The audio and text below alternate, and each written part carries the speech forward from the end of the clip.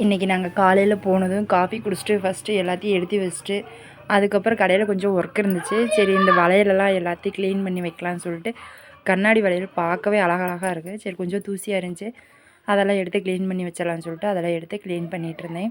கொஞ்சம் கேர்ஃபுல்லாக தான் பண்ணணும். அதுக்கப்புறம் பார்த்திங்கன்னா கிஃப்ட்டு பேக் பண்ண வந்தாங்க. இன்றைக்கி ஒரு 2-3 கிஃப்ட் இருக்கும். பேக் பண்ணி கொடுத்தோம். இன்றைக்கி முகூர்த்த நாள் தான், ஆனால் அந்தளவுக்கு பெரிய முகூர்த்தம் இல்லை. எனக்கு எப்போவுமே கிஃப்ட் பேக் பண்ணுறது ரொம்ப பிடிக்கும். பாக்ஸ் மட்டும் கரெக்டாக இருந்தால் போதும். அது வந்து நீட்டாக வரும், பேக்கிங்கே ரொம்ப அழகாக இருக்கும். எல்லோரும் சொல்லுவாங்க நீங்கள் நல்லா கிஃப்ட் பேக் பண்ணுறீங்க அப்படின்னு. சரின்னு சொல்லிட்டு இன்றைக்கி ஒரு 2-3 கிஃப்ட் பாக்ஸ்லாம் பெருசாக தான் இருந்துச்சு. சரி அப்படின்னு சொல்லிட்டு ஒரு வழியாக பேக் பண்ணி எல்லாத்தையும் கொடுத்துட்டோம். இன்றைக்கி பார்த்தா திடீர்னு பஸ்ஸு வரலைன்னு சொல்லிட்டாங்க. மீட்டிங் இருக்குது, அதனால் நீங்கள் பஸ் ஸ்டாண்டு போய் தான் பஸ் ஏறணும்னு சொல்லிட்டாங்க.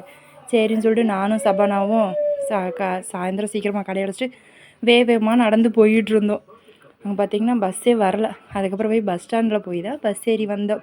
இந்த நாள் இனிமையாக முடிந்து விட்டது. Okay bye. இந்த வீடியோ பிடிச்சினா லைக் பண்ணுங்கள், ஷேர் பண்ணுங்கள், மறக்காமல் நம்ம சேனலை சப்ஸ்கிரைப் பண்ணுங்கள்.